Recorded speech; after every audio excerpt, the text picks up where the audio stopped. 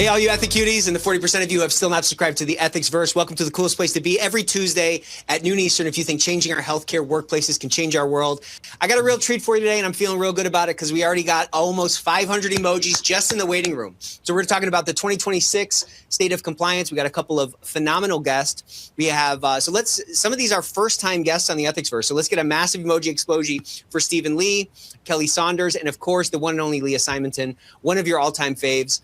As we get going here, like I always say, your network is your net worth. That's even more important in the healthcare space. So drop that LinkedIn URL in the chat, connect with at least one person today, and hopefully you brought some friends. We're trying to break some more records. Last week, we broke 1,000. The week before that, we almost hit 1,200. So keep the word spreading. We have to continue to build our network. We have to continue to share, add more thought leadership to our minds, that goal-seek mechanism that we're all born with, so that we can have more impact in our organizations. If you're here for credits, this is the place to be. And if you're here for books, this is also the place to be.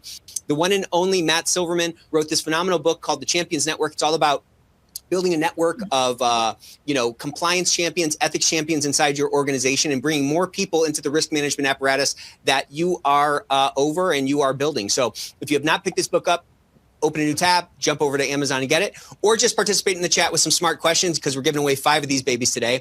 And I'm going to keep talking about this year in review until the servers break, okay? We gave out so many toolkits last year, so many phenomenal resources, if I do say so myself. Our marketing team is continually trying to add more value to this marketplace, because it's really up to us to change the slope of the curve for our profession. So that takes you showing up like a compliance executive. That takes you showing up in a different way within your organization to drive more influence. At the end of the day, ethics and compliance is a human business. We need the human beings to act in a different way, and that's going to come from the way that we interact with them. So there should be a link in the console there that should be frankly saved as your new homepage, okay? But click that link and see all those toolkits, download something, and I challenge you. This is an Ethicsverse challenge. I challenge you to do one thing over the next month that's a little bit different. Pull one of these resources out and drive some more influence inside of your organization. The 2026 benchmark report is coming soon. We are pounding away at the analysis. We're going to be releasing a new benchmark report like we do every single year that brings together a bunch of analytics so you can benchmark your program against what other folks are doing. And of course, because we have such a concentration in healthcare, because 80% of our revenue and 80% of our clients are healthcare organizations, we are able to put out a special healthcare benchmark report as well. So you don't have to compare against manufacturing companies and stuff, although we still love those folks in retail and so forth, but you can benchmark directly against healthcare folks. So keep your eyes peeled for that. And also keep your eyes peeled for smart disclosures. So many of us recognize that at the end of the day, for us to do our job, we need risk intelligence from the human sensors inside of our organization. All those things are really disclosures when you boil them down, whether it's something coming through the hotline, whether it's somebody slipping a ransom style note under your desk, or it's somebody filling out a form online. When you can have a smart disclosures apparatus that has dynamic questions that really boils to the top of the surface, the things that you need to see, you can spend a lot more of your precious time on the things that actually matter. So much of our time in ethics and compliance seems to be spent doing paperwork, you know what I mean? Sorting through the haystack to find those needles. With a smart disclosure platform that feeds directly into your case management system, it allows you to get to those needles a lot faster. So if you're interested in that, which you should be, you should check out Ethico, and we will take great care of you. With that, let's get one more massive emoji explosion for Stephen, who's representing Stephen Law out of Chicago. We have Kelly Saunders out of New York, and we have Leah out of Dallas. So Stephen, tell us a little bit about your law firm, and then we'll go over to Kelly before we wrap it up with Leah. Yeah, no, happy to be here. Thanks for having me. This is my first time here, so great seeing you, all of you. I'm a solo practitioner based out of Chicago, and I used to be a federal prosecutor, assistant U.S. attorney, who was also the senior counsel to the Chicago office's healthcare fraud unit.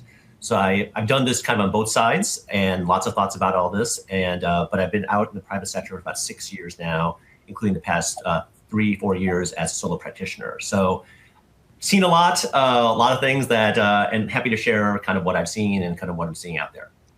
Very good. Welcome to the Ethicsverse. Over to you, Kelly. Great, thanks. So Kelly Saunders, a partner with Deloitte based in New York, and Deloitte is the largest professional services firm out there. We have a very large regulatory and compliance practice and work with life sciences companies, plans, and providers. I specialize in working with health systems and providers and have been working in compliance since it started in the 90s. Everything from government investigations to proactively developing compliance programs and all the things in the middle. So happy to be here, and thanks for having me. So glad you're here. Over to you, Leah. Hello, everyone. I'm always so happy to be on with Nick. It's so fun to see you again, Nick. I am at Dykema. It's a law firm based in Detroit, but we have offices all around the country. But really why I'm here is I am a former United States attorney. I was a DOJ veteran, 20 years, and the last 2.5 years I led the office for the Northern District of Texas. So I was a pretty high-level DOJ person. I left about a year ago, and now I've formed a section of other people from my office. We are the largest concentration of former DOJ officials in the Southwest. And we do compliance consulting. We support compliance officers. We can come in and troubleshoot. We can consult on specific things like cyber, which I'll talk to you about in a little while. And it's just been really awesome getting to build that practice. Awesome. Well, so glad to have you back. Every time you come on, it just gets a little bit better and a little bit better. So I have really high hopes and really high expectations, frankly, for today. So 2025, we had a lot of records were shattered on the healthcare enforcement front. We had a almost $7 billion False Claims Act recovery. We had largest data breach in history and sweeping changes across accreditation standards that really are changing a lot of the ways that we interact. So really excited to have some of the nation's foremost healthcare compliance authorities here to dive in. I just want to jump right into kind of setting the stage and talking about the greatest incoming risks. Leah, maybe I'll start with you. If you're looking across the enforcement landscape, regulatory changes, these operational pressures that folks are facing in 2026. What keeps you up at night as someone who sat on sort of both sides of this enforcement table? Right. I have a pretty good gauge on the priorities of the DOJ and of other federal agencies just because of my experience. And I can tell you that a lot of people in the regulatory landscape have they have lost some resources when it comes to compliance. Their C-suite has kind of de-emphasized compliance. But in the healthcare arena specifically, the opposite needs to be happening. And I know this is not new to any compliance officers. You know this. But the DOJ, other federal agencies, they are targeting healthcare for a number of reasons. One is the waste, fraud, and abuse priority. Another is that healthcare is sort of the thing that people like to beat up on. The costs are too high, and the healthcare system is broken. And so it's always a spicy headline when you can bring an enforcement action against a healthcare entity. And so everyone needs to be tightening up their compliance protocols. And we'll talk about a specific set of areas where that really needs to happen. But I'm just very supportive of the healthcare compliance officers right now. I understand, I feel your pain. And yes, you are right to be worried right now.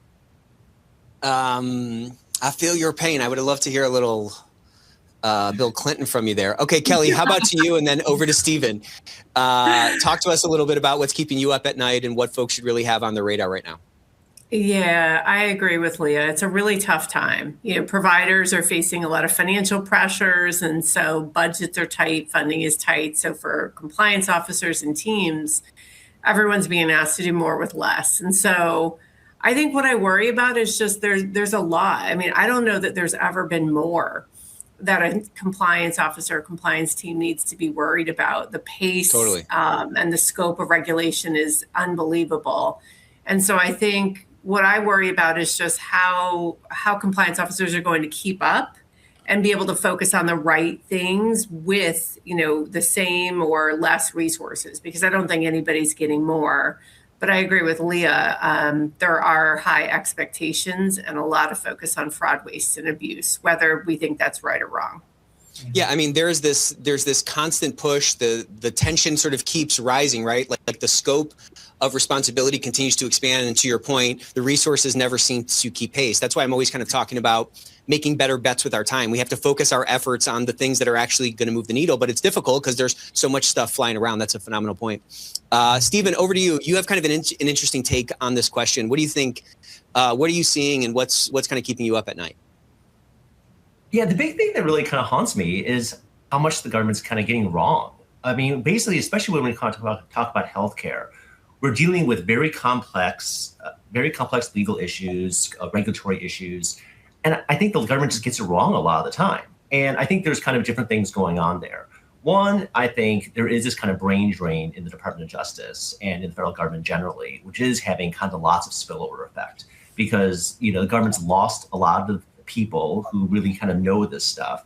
And so a lot more decisions are being placed in the hands of people who don't have as much real world experience. So I think that's causing problems. I'm also seeing the government really pushing kind of really aggressive theories of law sometimes that actually turn out to be wrong. I was actually one of the lawyers on a big anti-kickback statute case that was decided in the Seventh Circuit Court of Appeals last year. And that's a case where the government really pushed hard this idea that percentage-based compensation was a per se violation of the anti-kickback statute. And 2 federal courts have come out and said, like, that's not correct. that's not correct. Even though I've seen and heard prosecutors say that in real life cases. So I think this is something that's really kind of problematic, and it makes the environment really complicated when you may be looking at a legal issue and you may be figuring things out, but you may be dealing with government people who just have a completely different view of the law and the regulations than you do. And how do you deal with that? And I do think one of the big problems is kind of, again, a lot of times the realities of kind of these cases we deal with is if the government's coming after you civilly or criminally, there is sometimes a lot of pressure to kind of cut a deal, enter us into settlement, things like that, even if you're right. But that creates weird incentives because some things you talked about, like some of these numbers you were talking about, some of those numbers from last year or from other cases probably stem from cases where the company actually thought they were right. And if they could take the risk of going to trial, they might well have won and beat the government. But they just, reach a settlement that made more sense. But the problem is the government might take the wrong lesson and think that they got it totally right when really they just got a settlement. And so it's tough. And so it's tough because it makes the environment really hard. I think there's been a lot of misinformation put out there over the past few years, in part by the government, because they think their theories are correct when they're actually not. I mean, and that just adds like such a new layer, like to your point, from an incentives perspective or just from like a risk mitigation perspective. Like if you don't even know how the machine's going to work, you don't even know how these levers are going to move, how do you even kind of plan for it? Drew said something in the chat. This is a great comment, Drew. He said, I've had operational leaders ask why they need to comply with certain things when you can't even now find info on the government websites. I mean, it's totally crazy. Like, how do you kind of plan for that? How do you kind of navigate through that? Yeah, I mean, I think it's a real problem. I think the government, even when I was in the government, I was even making recommendations like, why is it so hard for people to figure this out? Why don't we make it easier for people to actually know how to actually comply? Why do we come in, this whole idea of the pay and chase model that's been such a big thing for so many years, it doesn't actually serve the government that well, and it really causes a lot of confusion. It would be better if the government actually was more proactive in kind of putting out kind of like actual like clear-cut guidance for the real world. Right. But we are again, I mean, go ahead, please. Oh, I was just going to jump in and say, just to piggyback on what you were both talking about, and to mention that Scott in the chat talked about the doing away with Chevron deference. So Chevron deference was deference to agency interpretations of statutes or provisions. And the Supreme Court did away with that doctrine. And that means that compliance officers in certain industries cannot rely on an agency interpretation of something in terms of what they need to do or if they're doing something right, because the court might end up interpreting the statute the guidance is based on differently. And so that also feeds into the fact that the agencies are not operating the way they used to. And not only can you not find certain guidance on the website, but you might be talking to C-suite people who are like, well, we don't need to concentrate on that because that's just never been a problem for us. You cannot assume that anymore. You don't know what is going to be a problem because like Kelly said, and like Stephen said, there's been a lot of turnover in these agencies. You have new people. They might be focusing on things that you're like, that's silly. Why would you do that? But they're new, they don't know. And so it's a lot of issues right now in that area. I never heard that term, but that's kind of my parenting style, oddly. Go ahead, Stephen. I just want to throw in something from the real world that I thought was really helpful because it's. So I did a trial about 3 years ago where I represented a owner of a DME company who was charged with federal healthcare fraud and anti-kickback statute charges. And what's fascinating there was because it came out that it was so complex that even the government made some mistakes on the Medicare regs. Their expert actually tried to put together an exhibit that actually accused my client of violating Medicare regulations that did not actually exist. I had to call the government out on that, and they did. They did fortunately back down from that particular argument. But I mean, the fact that this is a public filing. I mean, this was crazy that we were even talking about that. But what's fascinating is the tough thing is a lot of times we're dealing with the government, and we're dealing with maybe they're reasonable, maybe they're not. But it was really interesting because ultimately in the trial, when the case went to trial, the jurors actually found my client completely not guilty, and they acquitted him entirely. And it was fascinating because we had to talk to some of them afterwards. And one of them made this really interesting comment that really stuck with me, which is that she basically said the Medicare regulations were a moving target. We're not going to find someone guilty just because they didn't hit a moving target. He tried, he didn't do a perfect job, but he's not a criminal. And so they acquitted him. And it was kind of fascinating. And it kind of does remember a lot of times we are going to reach settlements and we're going to just negotiate with the government just to make these problems go away. But ultimately, the government can say what it wants. If you can take it all the way to a jury or a judge, sometimes we can do better. But that's obviously tough. You can't do that every case. It's tough and it's expensive, but at least there's some kind of you're kind of referencing at least some kind of common sense or some kind of fairness, right? They saw a genuine effort by this defendant to comply with these laws, and the moving target nature left the jury to feel all right, well, this is not really that fair to go ahead and pin this on him. Yeah. So I'm going to start with you, Kelly, with this question. If you could send a compliance officer a warning about one risk that many organizations are not taking seriously enough right now, what would that be? And then I'll go to you, Stephen. I think it's not one topic, but it's just understanding how much the government is really starting to lean into data and analytics and using claims data to make cases. And for those of you out there that are with hospitals or health systems, I would say the Medicare, the OIG Medicare hospital compliance reviews is a good example. They're back. And it's very much a data-driven approach. And so I think, if you're a compliance officer and your team is not leaning into using data analytics and really trying to cover a lot more that way, I think that's a miss right now. I just see that as something the government is going to be, CMS, everybody's leaning into much more heavily as we talk about this sort of perception of fraud, waste, and abuse. Okay, thank you. What would you add to that, Stephen? Yeah, no, I agree with Kelly. I think data analytics is now a huge part of how the government is kind of looking at these cases. I think that's actually also one of the reasons why healthcare has become such a big field and focus, because it is a data-rich environment.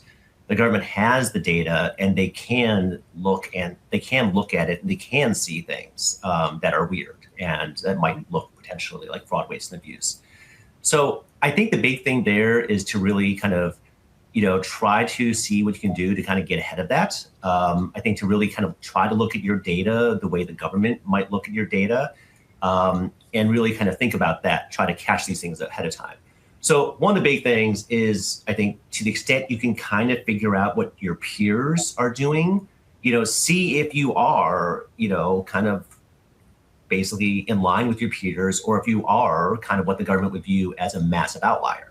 Because if you are a massive outlier, you are much more likely to get scrutiny.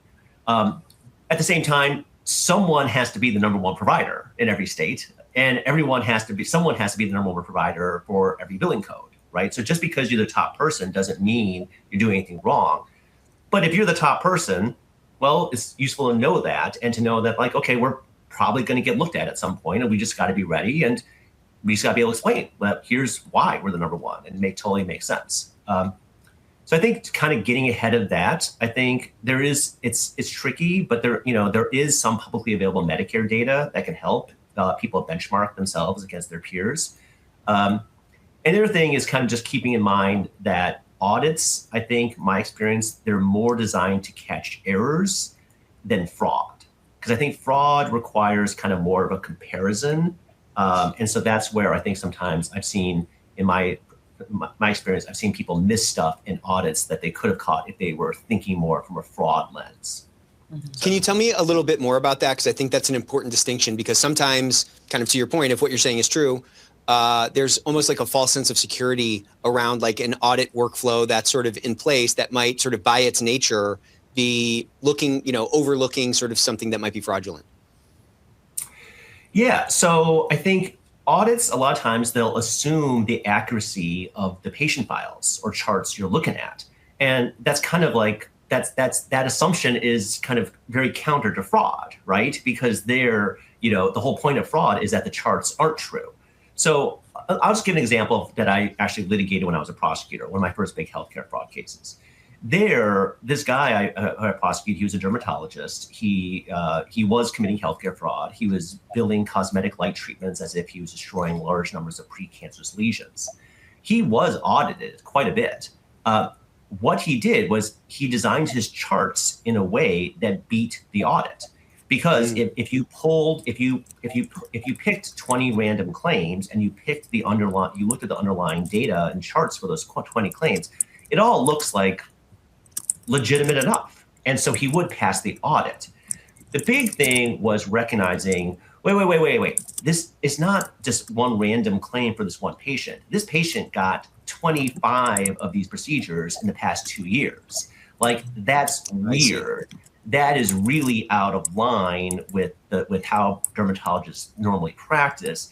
That is something where, it's fraud. It totally beat the audit every single time. So I think, but the big thing is stepping out of kind of thinking about that, like, is there something you can compare yourself to? Compare yourself to your peers. If you're a massive outlier, that's something that can be more suspicious. Talk to some patients, like make sure, did the patient actually get some of the stuff, right? I think it obviously depends on the kind of service you're talking about, but I do think it's a mindset thing. Like, again, audits generally assume that the files are accurate. And that's if you do that, you're totally going to miss if there's fraud. Yeah, it's just kind of, please.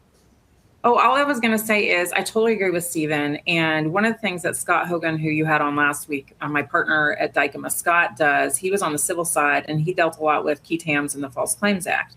And he will always warn healthcare companies when we're speaking about this that, the government's regularly pulling your data, especially if you're in Medicare or Medicaid, right? But any government program, they're pulling your data, they're looking at it, they're looking at weird spikes in certain procedures or in certain claims or number of claims per day.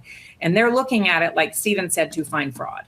And they're not going to excuse that away. And that is the starting point through which they will start drilling down on your organization. So one of the things that Scott does is, from that perspective, he is called in to look at companies' data sometimes, to just look at, like, how would the government look at this? What is the explanation for this billing irregularity or this procedure irregularity?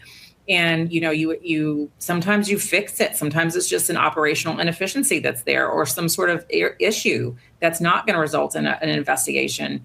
But sometimes it might be, and it's good to just get on the front end of things and just be proactive with your own data, because the government will look at your data. Yeah, and to Stephen's point from before, you need to have at least some kind of a story or some kind of a reason why this thing has spiked, or why you're the top billing or the top provider, or whatever. Kelly, specific question for you here, okay? So buckle up. So Andrew asked, can Kelly speak some more on the details of process/methodologies the government is using regarding hospital/Medicare audits that you referenced? Yeah, so this is one, you can still go back, and unlike other things, at least last I checked, the OIG audit reports are out there if you go to the website.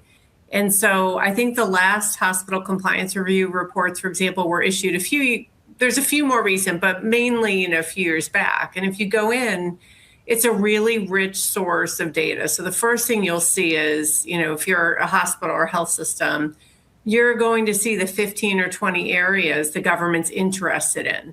They tell you, these are the areas they were looking at, in well over 100 of those audits that they did before it paused around the pandemic. So first thing is go in there and you can see what the list is. Then the second thing is if you go through those reports and read some of them, and you'll see the same issues over and over again, whether it's short hospital stays or certain, inpatient DRGs or modifiers, they'll tell you the methodology they use. And so again, I say you don't have the same benchmark data they have, but you can absolutely see what the list is, what the risk areas are, how they're looking at some of this, how they're focusing in, and you can do your own reviews. Now, they're also using, statistically valid random sampling, which, we don't have to necessarily do when we're doing proactive compliance work in a work plan. But again, they sort of give you the playbook. You should go look at these audits. You'll see the areas, these are back again with a few new things added. And I mean, again, if I were a hospital or a health system compliance officer, this would be a major source of where I got my work plan from as I'm doing my, risk assessment, thinking about where I'm going to focus. And I'd very much try to look at my own data and use a data-driven approach. Interesting. Yeah. So hopefully that's helpful. Yeah, that's very helpful. There's a lot of information out there that, can allow you to kind of teach to the test, so to speak. You know what they're going to be looking at, you know what's important, and you know what their methodologies are. So you could kind of apply that in a kind of some kind of a fashion to build your own work plan to make sure that should an audit come, you're kind of ahead of the 8 ball. Right. Yeah, right. And I would say, many many organizations don't do that. And that's just it's a miss, really. Well, again, it's just kind of putting one foot after the other. It's not kind of applying sort of dynamic compliance to the changing, landscape or the changing dynamics that are going on, Stephen, what were you going to add, buddy? Yeah, it's just like kind of building off what Kelly said. I mean, another thing that might be useful sometimes is look at other cases, right? If you see a news release about a False Claims Act settlement involving a hospital or something else, like take a look and see what happened there and think a little bit about, well, how did that come about? And is there some kind of red flag or something like that we should take a look for ourselves? But again, when I was a prosecutor, it kind of struck me as like crazy sometimes, where we were kind of like reinventing the wheel every single case. So every time I finished a case, I would always be like, okay, well, someone else in the country is committing the same fraud somewhere. So how could we find that person a little faster and better this time? And I actually did find some people who were committing, who were doing similar types of frauds. So that's something to think about, just because again, the settlements, the cases, the press releases, they're a few years delayed because it takes a long time for these cases to play out. But it does give you a sense of what the government's thinking about and doing. Well, and I think you touched on something really important. Sometimes we think of the government as this sort of like monolithic automaton or something, and it's really just a bunch of individual human beings who are making decisions on how they're going to spend their day. And from your perspective, you're like, all right, well, we just sort of checked the box on this. We just sort of finished this case. I don't want to start over from scratch. I can look for sort of similar patterns across other providers or whatever to kind of, move those pieces on the chessboard. And so I think when we can recognize that as practitioners in-house, there's a lot of information, to your point and to Kelly's point, that like we can gather to, again, make better bets with our time. I want to do a little around the horn here. Maybe we'll start with you, Leah, then Kelly, then you, Stephen. From your vantage point, what do you think has fundamentally changed about the compliance environment that practitioners need to understand, kind of over and above some of the things that like we may have talked about already? And again, I'm sure everyone who is a compliance officer will identify this, but it is a round-the-clock job, and it is not one where you can just check in every once in a while and, do we need to update our plan? We need to change some protocols. It's an everyday monitoring situation because things in your company and things in the regulatory landscape are changing so quickly, as Kelly said earlier. An example, which I think we'll talk about a little bit more later, but is in the cyber area. And, you can never be complacent in that area. And it's a little bit out of the normal wheelhouse of a lot of compliance officers, because typically you're looking at sort of, the operations of your company, the core operations and the compliance areas that you need to meet for those. But everyone has a potential gigantic cyber problem. And so on top of keeping up on everything else, you also have to be constantly aware of threats like that. Great. Kelly? Yeah, building off of what Leah said, what's changed? I mean, gosh, everything. Sometimes I miss the good old days, from 20 years ago where we could do a risk assessment, you could develop a work plan and work on that all year long and without worrying about what's going to change. Now I think, things are just constantly changing. And so it's also much more complex.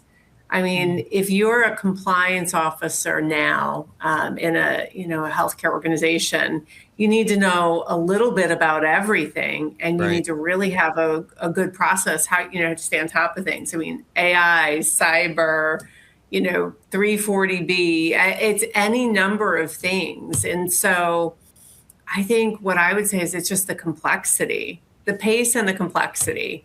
Just every year when I think it just can't get any harder, I think it gets harder. And so I just think it's really requiring, new skill sets, new ways of thinking, new ways of working, and flexibility. I think, to Leah's point, you've got to kind of continuously monitor. And sometimes what you thought you'd be focusing on, 6 months into the year might really need to change if you're really trying to help protect the interests and manage risk in the organization. So that's a great point. This analogy of, a compliance program as a train on the tracks is not the analogy. It's more like a ship on the ocean where the ocean's moving, the winds are moving. You can't just sort of set what is this thing, the steering wheel? Clearly, I'm not a sailor or pirate, but you can't just sort of set that and wind up in the new world. The conditions are constantly changing. The wind is pushing you in different directions, and we have to be able to exist in this sort of this abstraction layer. Kind of to your points. There's a similar thing kind of going on. I think this is like a good analogy that's going on in like the coding space right now. Back in the day, if you were a software developer, your fingers were on the keys and you were typing code into a black screen. Now with the advent of AI, there's a lot more that's possible. And so the best coders are moving up and spending more of their time in this abstraction layer where they're putting things together and they have agents going and doing these smaller tasks. A similar thing is happening with the increased complexity as compared to 20 years ago. The average, healthcare organization now has many more businesses than it had. It's maybe bigger. It has a lot more lines of business. There's now multiple layers of, regulation and different things to sort of sort through. If we can't sort of ascend up and live more of our time in that abstraction layer, then our effectiveness as compliance officers is really going to kind of fall through the floor. So that nimbleness, that flexibility, like you said, is going to be a critical skill for us to continue to develop in this new era. Stephen, what would you add? I mean, just echoing kind of what we talked about before. I think the big thing is the change, just the more dependence on data analytics overall. I just think that even in the course of my career, I think it was much more dependent on whistleblowers, former employees coming forward back when I was starting off doing these types of cases. And I think that's really shifted. The cases are just so much more data driven. And so that is really important to kind of be on top of that and trying to get ahead of the government. Okay, so I want to kind of do another around the horn. I love going around the horn here. What do you think is one concrete step that a compliance officer can take this quarter to prepare their organization for this ever-evolving, enforcement environment that we've all been describing? Is it just kind of picking our head up and making sure that we're pointing in the right direction? Is it rethinking our work plan that we maybe developed in the middle of last year? What's one kind of new mindset, one new perspective, one new kind of concrete step that we can take? Leah, let's start with you and we'll go in the same order. Yeah, I saw a comment, and Kelly actually made it in terms of what is happening with compliance officers in the cyber data privacy space. And, she commented that you're saying, and this is what we're saying too, data privacy is more in the compliance space, cyber is more in the IT space. And I think that speaks to an overall issue that all compliance officers should look for, which is siloing of different subject matter where things need to not be siloed, because I think the best compliance framework communicating and not like separate things going on when actually they're related. Very good. Kelly, you can't steal that one. You need a new one. I like that. I like that idea. I think it's really partnering. I think partner with the business. So you could never have a compliance army large enough to do all the things you need to do. But you do have a lot of expertise in the business, whether it's your CISO that maybe reports into IT, or you have a great 340B team that sits in pharmacy, or you might have a revenue integrity team that's in revenue cycle. I think the more that you can build bridges and partner, the more you'll be able to get work done and really help mitigate risk in your organization. That's such a great point, because like if you have to pivot and there's all these silos up, then what do you have to kind of like, establish those pathways. If you can kind of pull some of that work forward, establish those relationships and know where these different players are, when you need to pivot, you can kind of do that a lot faster. Stephen, what would you add? If you're at a Medicare Part B provider, like that is where there's a lot of publicly available data out there that you can kind of benchmark yourself against more easily. It's harder with some other types, but at least Part B, there's a pretty good amount. So if you're a Medicare Part B provider, I would basically look and see like what is your top billing code or top few billing codes, and see how you compare to your peers. Are you the number one in the country? Okay, if you're number one in the country and you're surprised to know that you're number one in the country, you have an issue that you need to look into. If you're in the middle of the pack, okay, you're probably never going to get picked up on these data analytics, at least for that type of service.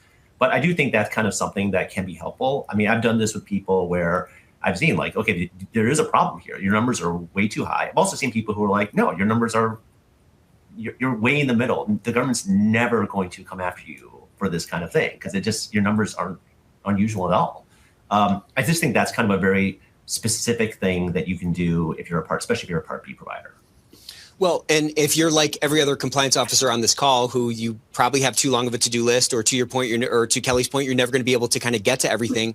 It's critical that we're making, I'm always talking about this, like making the right bets with our time. If you're middle of the pack, you probably don't need to put a ton of, if you have basic controls in place, you probably don't need to spend a bunch of time on that. If you're part of this outlier group, well, then you need to put a little bit more effort behind that. But again, it's not like one foot in front of the other. It's this is part of why I love this compliance game, is because it's changing all the time and there's so much dynamism in it. We have to we have to answer the call of this sort of new environment that we're in, and we need to show up in a bit of a different way.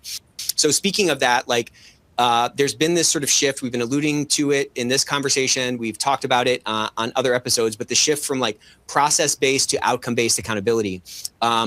With this change with regulators, what are they expecting from compliance programs today in this context versus 3 or 5 years ago? Let's start with you, Leah. I mean, they're expecting a lot more. It's a lot more. And I think you automatically get penalized if something goes wrong, no matter how good your process is, where there's an assumption that if your processes were good enough, something bad would not have happened like that. And it's just a real danger. You always have to be thinking about, it emphasizes the risk assessment profile that you need to always be working on for your company to understand what is the thing that is most likely to get us in trouble. And let's just try and prevent that from happening, because it's very hard to unwind that once something bad does happen and the government or lawsuits start flying. Kelly, anything to add? Yeah, I think, on the outcomes over process, I guess what I come back to is, when I think about when we do compliance effectiveness assessments and really looking, one thing that strikes me sometimes is that organizations will know that they have process that isn't working, or they know there's known risk area. And for whatever reason, they work on it and they're working on it and they're educating and they're trying to change policy. I love that we're educating, but they're not getting a different outcome. And I see this a lot of times, where you go in and either the government finally picked up on something, or, Medicare administrative contractor comes in and they're suddenly doing a review, whatever. So I think one of the things I would say is there needs to be a lot more discipline focused on getting to the outcome you need to get to. So if you are doing compliance work, whether it's you got pulled into something that was an issue, or it was on your work plan, you did an audit and the results are not good, as an organization, you have to figure out how you're going to do something about that and hold the leaders in that area accountable until you fix it and get that outcome, which is higher accuracy, or you're documenting appropriately. So I think it's more about, I think to get to the outcomes, it is a little bit more focus on that accountability and working things through versus just letting things continue to be wrong or mediocre, because the government's not going to care how many times you educated, the behavioral health department or whoever about, or how hard you're working on new templates if you are not getting the outcome you need to get. What I see a lot of people doing, maybe inadvertently, is they're just kind of hoping to wander to like effectiveness. And I think if we can take a little bit more intentionality to a new initiative, whether it's educating or whatever, we should be forming some kind of a hypothesis to say, if I do this education, I should see this, or if I make this change, I should start to see this, at least to have some kind of a reference point against which we can measure like some kind of progress. Like if you're just like throwing seeds out all over the place, you're like, yeah, nothing's growing. And then the government comes in and they're like, yeah, you're planting seeds on the freaking parking lot. Well, why would you ever expect seeds to grow there? Maybe that analogy broke down. I think it's pretty good. But like we have to have some kind of intentionality and some kind of scientific thinking to form a hypothesis and like chart our progress toward that to test whether these efforts are even moving us in the right direction. Stephen, what would you add to this outcome-based versus kind of process-based accountability? Nothing really. I think it's been covered pretty well. But yeah, I think a big part of it is really just kind of trying to think about, again, it does. I think the only thing I would maybe add is just the idea that if the government's coming in and they're focused on a particular problem, right, it's going to be, you may have great processes for other parts of the business, but they're not really going to care, right, because they're just focused on this one. So it's just, but yeah, the more intentional, the more you can kind of identify the problem areas ahead of time, that can help. Yeah, and that kind of flexibility or that ability to sort of adopt the lens through which the government is likely going to look at a particular situation can allow us to bring sort of fresh eyes to a process that maybe has been, just kind of running train on the tracks for a long time, to maybe rethink some different ways to do it. So I want to talk about this concept of like perpetual survey readiness. Like, what does that actually look like in process, and how does this differ from traditional cyclical preparation? Let's start with you, Leah.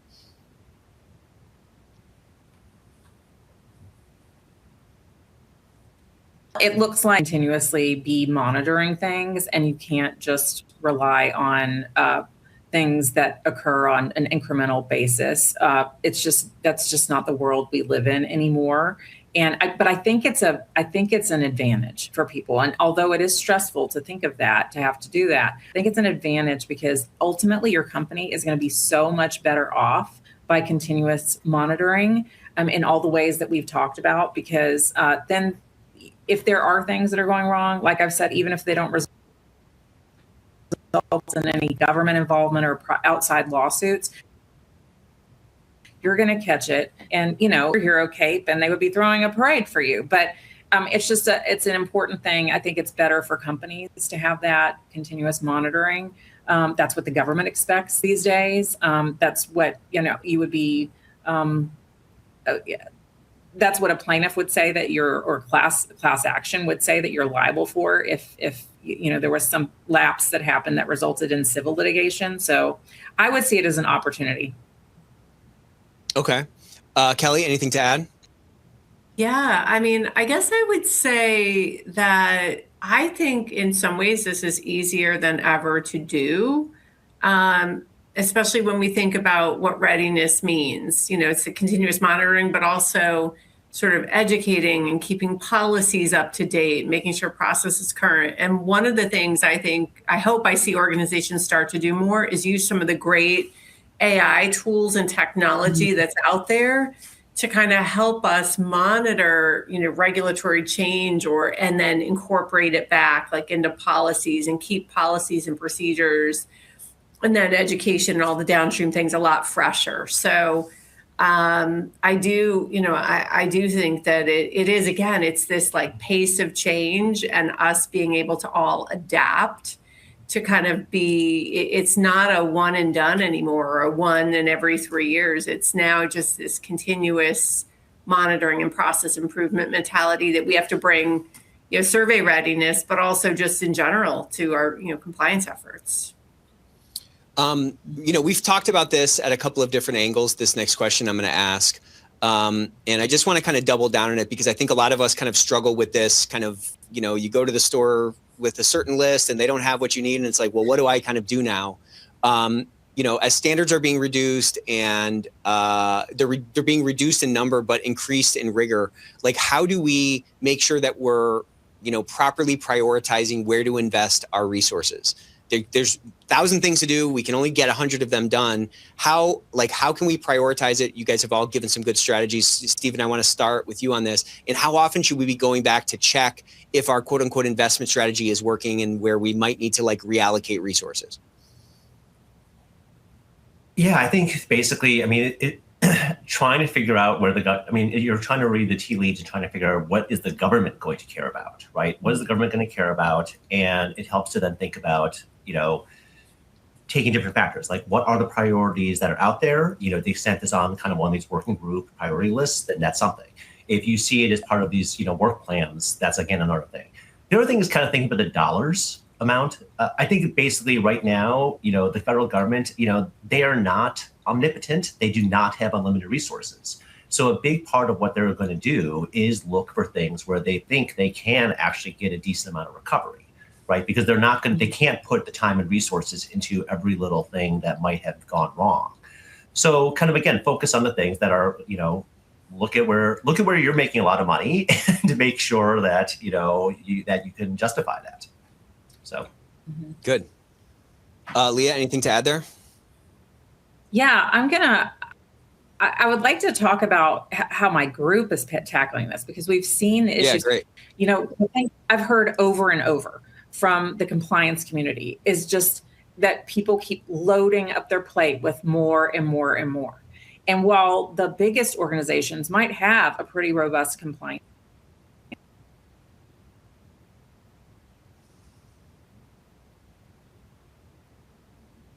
sets of things added,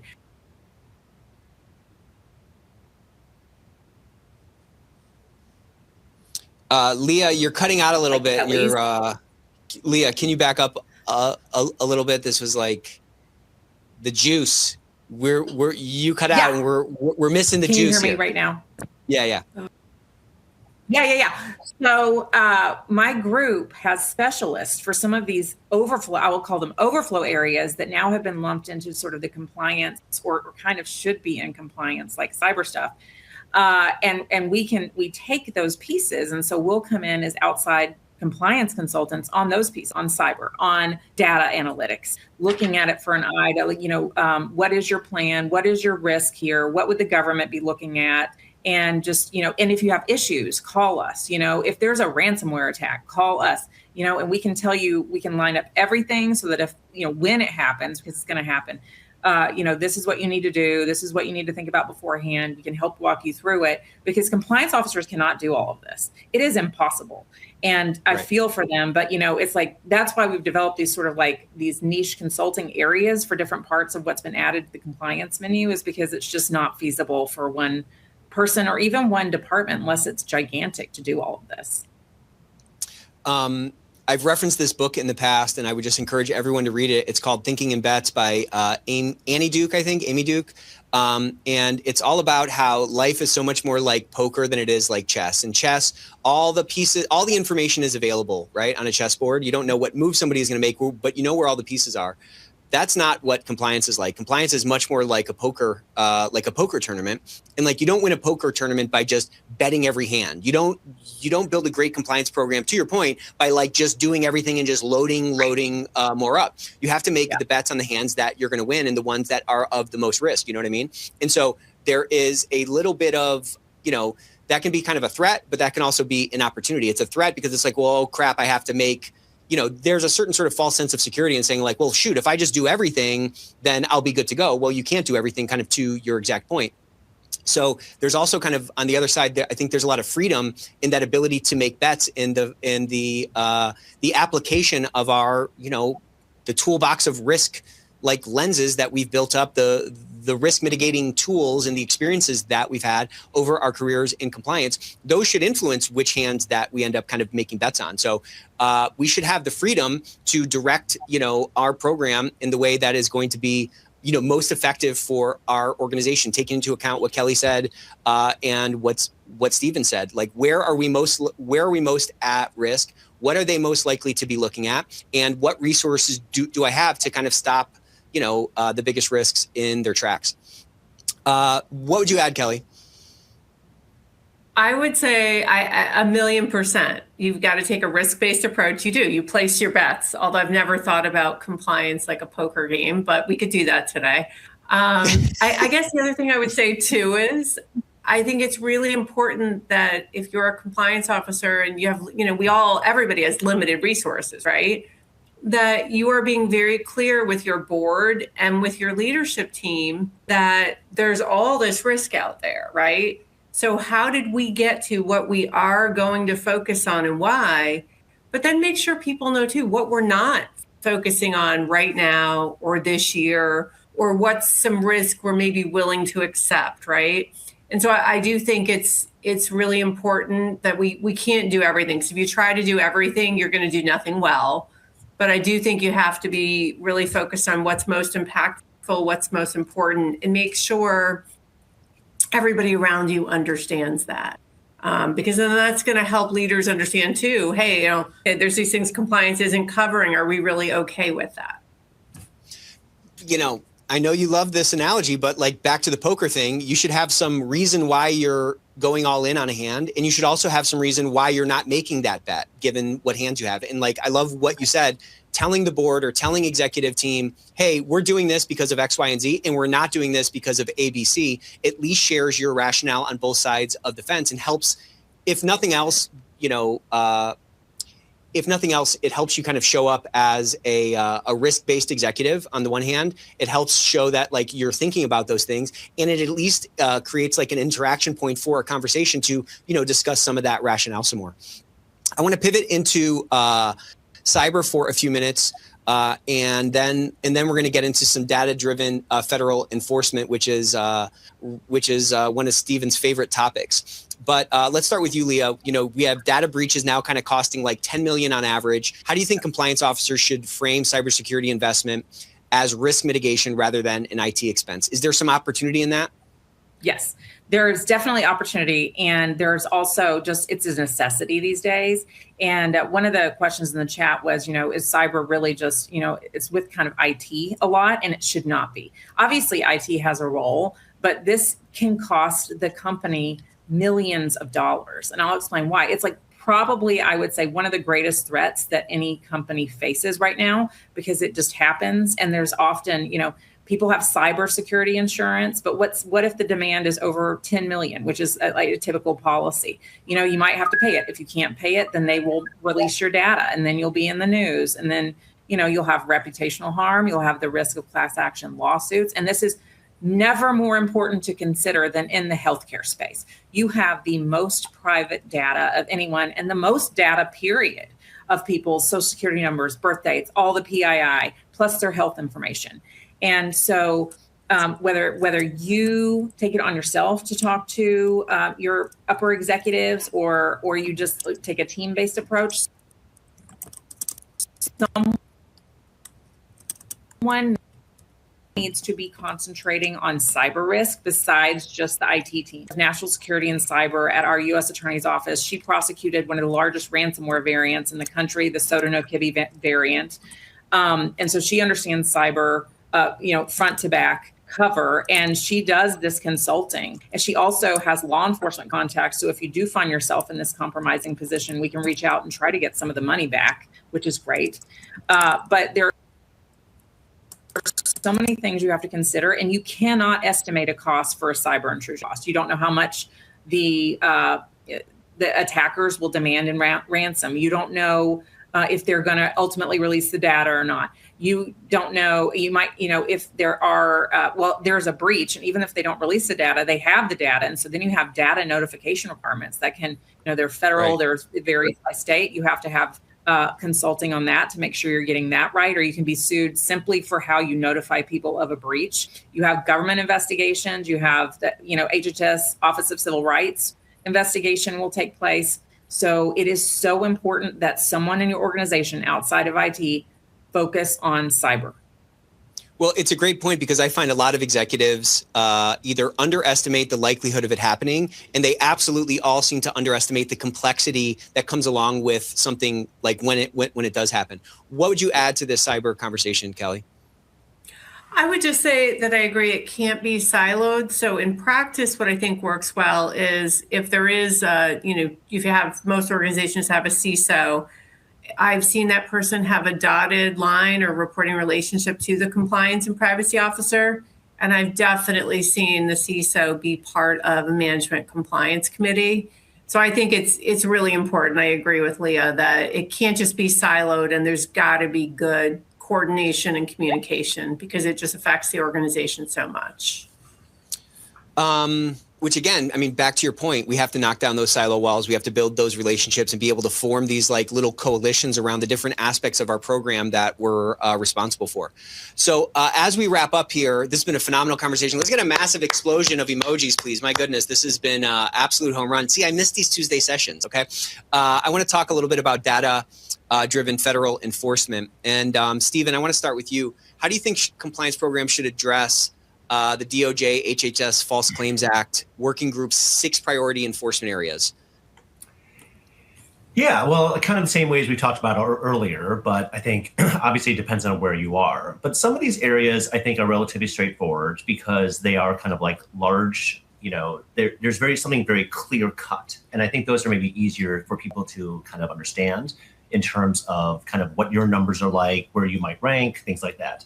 I guess the big thing that I see when I look at them, I do see some things that I think kind of like strike me as more nebulous and more kind of things that could be more confusing for the field. I think the big thing there is kickbacks. I think I have seen just a lot of kind of the idea of a kickback, I think is kind of really much more confusing and gray than I think the government thinks it is. And so I think I've seen them take positions that certain things are kickbacks when I don't think they are. So that's something that just kind of like, that's a very vague area that I would be kind of concerned about because that can be subject to misinterpretation. The other thing there is one of the areas is manipulation of electronic health record systems to drive inappropriate utilization of Medicare covered products and services. I think that is something that, again, may not be so clear to what that means, but I think but that ties into things I've seen over the past few years in many different contexts, where there is this tension between companies, providers trying to make their records more complete, trying to make it more efficient for their doctors and medical professionals to fill out charts, and then leading to things that the government thinks is fraud. And so I think that's something to be useful to keep in mind, because I've seen some cases where the government's taken the position that, I just think is unrealistic. Like the idea that the doctors need to like double check every single thing in an EHR before closing a chart. So things like that. I think that's very different from how things work in the real world. So that's something you might want to think about a little bit between the difference between what you're telling your people to do and encouraging them to do and what's actually happening in the field. There's a few criminal cases going on right now where, the doctors were supposed to preview the final version of the EHR before closing the chart. They didn't. I've seen that regularly happen, but the thing is, so there does create this tension because there are some cases where the EHR did make some statements, include some statements that turned out to not be accurate. And then who's responsible for that? So that's something to be mindful of, just how do your people, I guess that's one thing I would just encourage people to think about. How are your people actually using the EHR? And that might be worth just checking in, like there's what you might be recommending they do or even telling them to do. What are they really doing? Good point. And that's one big thing. Are they actually previewing? Are they required to preview or supposed to preview the charts? And are they actually doing it? If they're not, these are doctors we're talking about. You know what I mean? Right. So yeah, they're quick. They want to get these things done, but that can create confusion down the road and bigger problems if the government comes after you. Yeah, because I mean, again, it kind of comes down to the outcome. The policy or the quote unquote controls you have in place are almost irrelevant if people aren't sort of following those. Yeah. Kelly, what would you add here? No, I would just agree, with Stephen that especially now that we have a lot of generative AI and ambient listening being used to create notes and medical records. I think at the end of the day, we just have to use common sense and remember that the provider needs to know and sign off on what's in the record. That responsibility hasn't gone away. So I think that's, something I worry about, certainly as I see more clients adopting that technology. Leah, anything to add? No, I totally agree with what Stephen and Kelly have said. And I think my ending thought really is that this is a time of such chaos and uncertainty, but it's a great time to reassess your compliance protocol. Right. Look at the silos. Look at